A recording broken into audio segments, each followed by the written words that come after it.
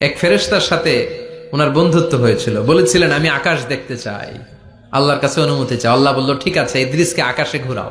প্রথম আকাশে ঘুরলেন, দ্বিতীয় আকাশে ঘুরলেন, তৃতীয় আকাশে ঘুরলেন, চতুর্থ আকাশে ঘুরলেন। ইন দ্য মিন টাইম চতুর্থ আসমানে মালাকুল মাউত পৃথিবীর দিকে নেমে আসছিল। ওই ফেরেশতা বলে, মালাকুল মাউত আপনি কই যান? মালাকুল মাউত বলে, একটু আগে আল্লাহ ফরমান জারি করেছে, চতুর্থ আসমানে আমার নবী ইদ্রিসের রূহ কবজ করো। সুবহানাল্লাহ। আমি বললাম, আল্লাহ আপনার পাঠানো নবী সাইয়েদনা ইদ্রিস থাকে দুনিয়ায়, চতুর্থ আসমানে পামু কই? আল্লাহ কয় কথা নাই, দৌড় দে। আমি দৌড় দিলাম, এসে দেখি ইদ্রিস আলাইহিস সালাম এখানে রেডি। সুবহানাল্লাহ। ওয়া রাফা'নাহু মাকানান আলিয়্যা। ইদ্রিস আলাইহিস সালামের রূহ কবজ দুনিয়ায় হয় নাই, চতুর্থ আকাশের মধ্যে হয়েছে। একটু চিৎকার করে পড়বেন সুবহানাল্লাহ। এরপরে সুলাইমান আলাইহিস সালাম, উনি তো মরে নাই, মরছে। উনি জিন চালাইতো, উনিও মরবে।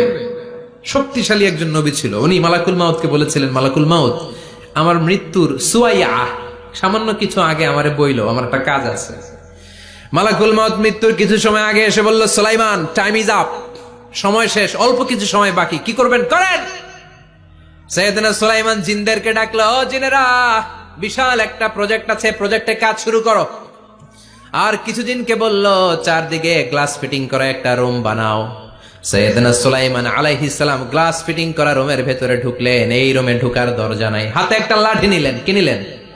লাঠির মধ্যে ভর করে দাঁড়িয়ে রইলেন আর জিনদের দিকে তাকিয়ে রইলেন।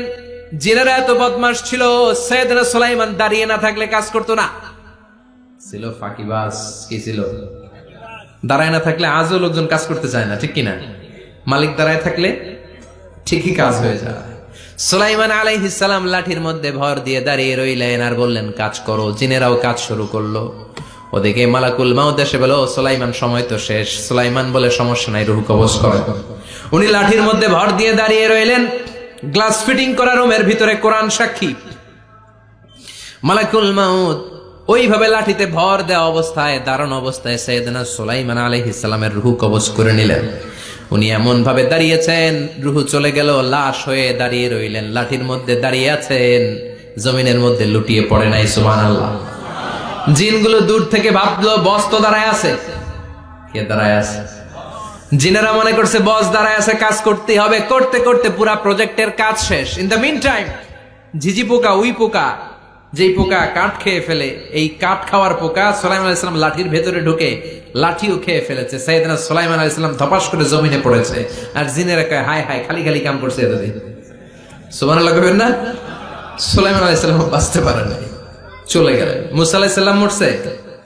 উনি মরবে কেন? উনি তো খালি মারে। মরছে এক থাপ্পড়ে ফেরাউনের বাবুর্চি নাই। মুখের আগে হাত চলতে কয়েকজন, এর মধ্যে মুসা আলাইহিস সালাম আছে না নাই? মালাকুল মাউত মানুষের আকৃতিতে অনুমতি না নিয়ে ঘরের ভেতরে ঢুকে গেল। ঢুকে বলে, আনা মালাকুল মাউত, আমি মৃত্যুর ফেরেশতা। তো কি চাও? জিতু আন আকবাদা রূহাক, আপনার রূহ কবজ করতে আসছি। কিন্তু মুসা আলাইহিস সালাম দেখতেছেন দিব্যি একজন মানুষ, কি দেখে? আবার সালাম দেয় নাই, অনুমতি নিয়েও ঢুকে নাই। অমিয়া, অনুমতি নিয়ে ঘরে ঢোকার দরকার আছে না নাই? মুসা আলাইহিস সালামের মেজাজ বড় গরম। উনি বললেন, কি করবি? কয়, আপনারে মারবো। কয়, এদিকে আয়। মালাকুল মাউত মনে মনে ভাবে, এতদিন সব মানুষগুলো আমারে দেখলে দিত দৌড়, আজকে মনে হয় আমারে দিতে হবে দৌড়। এক পা গায়ে, দুই পা পেছায়, সাহস করে সামনে গেলেন। আবার মুসা আলাইহিস সালাম দিলেন এরকম থাপ্পড়। ফাসাক্কাহু ফাফাকু আইনা, বুখারীর বর্ণনা, এক থাপ্পড়ে চোখ নাই। ঠিকই মালাকুল মাউত দৌড়, এক দৌড়ে আল্লাহর কাছে। আল্লাহ বললেন, রাখো। এটা মুসা আলাইহিস সালাম, তার মেজাজ বড্ড গরম, আমাকে কথা বলতে হবে। আল্লাহ বললেন, মুসা, বুখারীর বর্ণনা, গরুর পিঠের উপর হাত রেখে দাও। রাখা হলো। তোমার হাতের নিচে গরুর যত পশম, প্রত্যেক পশমের বিনিময়ে এক এক বছর করে হায়াত বাড়িয়ে দিলাম। মুসা আলাইহিস সালাম অনেক চালাক নবী। উনি বললেন, আল্লাহ, আমার হাতের নিচে যদি গরুর 2000 পশম থাকে, তার মানে 2000 বছর হায়াত বাড়িয়ে দিলেন। কিন্তু এক্সট্রা হায়াত যখন শেষ হয়ে যাবে, এরপরে কি হবে? আগে ওইটা বলেন। আল্লাহ বললেন, সুম্মাল মাউত, তারপরে তো মুসা মরতেই হবে, আসতেই হবে। সাইয়েদনা মুসা আলাইহিস সালাম বললেন, ফাল আনা, তাহলে আর দেরির দরকার নাই, এখনই আমি আপনার কাছে চলে যেতে চাই। মালাকুল মাউত মুসা আলাইহিস সালামের রূহ নিয়ে উড়াল দিলেন। সুবহানাল্লাহ। বাঁচতে পারছে? বিশ্বনবী মরে নাই, উনি ইন্তেকাল করেছেন। চিল্লা এখন ঠিক কিনা? ইন্তেকালের আগে বিশ্বনবী প্রচন্ড অসুস্থ হলেন। মা আয়েশারে ডেকে বললেন, আয়েশা, মনে হয় আমি বাঁচব না। ওই যে খায়বার বিজয়ের দিন, খায়বার দুর্গ বিজয় করার পরে এক ইহুদি মহিলা আমার দাওয়াত দিয়েছিল। ওই দাওয়াত খেতে যাওয়ার পরে গোশতের মধ্যে বিষ মাখানো হয়েছিল রে আয়েশা। ওই বিষ মাখানো খাসির গোশত খেয়ে যে ব্যথা আমার পেটে উঠেছিল, আজ আবার সেই ব্যথা উঠেছে। বিশ্ব নবী ওই বিষ খাওয়ানো গোশতের কারণে ইন্তেকাল করেছেন। তার মানে বিশ্ব নবী শাহীদ। জামা আল্লাহু বাইনা নবুওয়া ওয়া শাহাদা। আল্লাহ বিশ্ব নবীকে শুধু নবী বানায় নাই, শহীদ হিসেবে কবুল করেছে। সুবহানাল্লাহ কবেন না?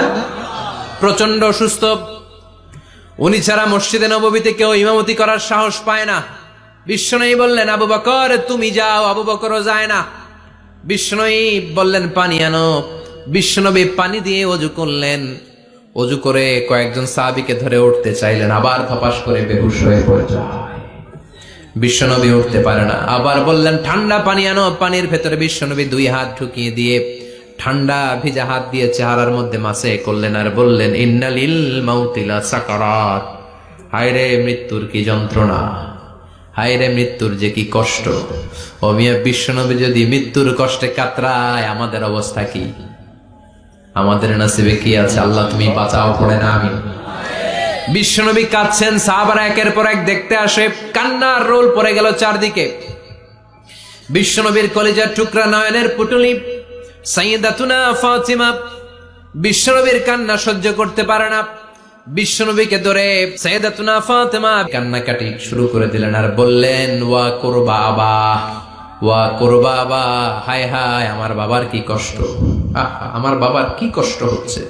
বিশ্বনবী বললেন, ফাতেমা তুমি কেঁদো না, আমার কষ্ট আজকের পরে আর থাকবে না। আজকে তোর বাবার সব কষ্ট বন্ধ হয়ে যাবে। কি যেন কানে কানে বললেন, ফাতেমা আরো কেঁদে দিল। আবার কানে কানে কি যেন বললেন, ফাতেমা হেসে দিল।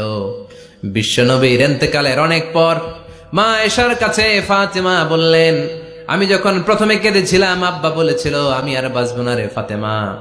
আবার কানে কানে একটা কথা বলার পরে হেসেছিলাম, আব্বা বলেছিল আমার পরে আমার পরিবার বর্গের মধ্য থেকে সর্বপ্রথম তোমার সাথে আমার দেখা হয়ে যাবে রে ফাতেমা। অল্প কয়েক মাসের ব্যবধানে সাইয়্যিদাতুনা ফাতেমা উনিও ইন্তেকাল করলেন। বিশ্বনবী শোয়া থেকে উঠতে পারে না। এক সাহাবীকে দেখলেন মেসওয়াক করছে। বিশ্বনবী মেসওয়াকের দিকে তাকিয়ে রইলেন। বিশ্বনবীর নিথর দেহটা পড়ে আছে। আয়েশারা যে বলবে, আয়েশা মেসওয়াক দাও, বলতে পারে না। মা আয়েশা বুঝতে পেরে মেসওয়াক আনলেন, বিশ্বনবীকে মেসওয়াক করিয়ে দিলেন। এবার বিশ্বনবী বললেন, ও আবু বকর শোনো, আল্লাহ আমাকে অপশন দিয়েছে। কি দিয়েছে? আল্লাহ বলেছে, নবী আজীবন থাকতে চাইলে থাকেন, আর আসতে চাইলে চলে আসেন। আমি থাকতে না চেয়ে আল্লাহর কাছে চলে যাওয়ার ইচ্ছা করলাম। সাইয়েদনা আবু বকর কান্না জুড়ে দিলেন। বিশ্বনবী বললেন, আসসালাত আসসালাত, ও আমার উম্মতেরা নামাজ তরক করো না। ইন্তেকালের আগে বললেন, নামাজ ছেড়ে দিও না। আর বললেন, ওয়ামা মালাকাত আইমানুকুম, তোমাদের অধীনস্থ কর্মচারীদের সাথে খারাপ আচরণ করো না। ঘাম শুকানোর আগে পয়সা দিয়ে দিও। আর হাত দুটো উঁচু করে বললেন, আল্লাহুম্মা ইলার রাফিকিল আলা, ও আল্লাহ আমি আপনার কাছে যেতে চাই। এই কথাটা বলে বিশ্বনবীর হাত দুইটা ধপাস করে জমিনে পড়ে গেল। বিশ্বনবীও চলে গেলেন। থাকতে পেরেছে কেউ? চিল্লায় বলেন। এজন্য আমরা আল্লাহর কাছে ইমানি মৃত্যু চাই। কি মৃত্যু? আমরা উত্তম মৃত্যু চাই। চিল্লায় বলেন, কি মৃত্যু?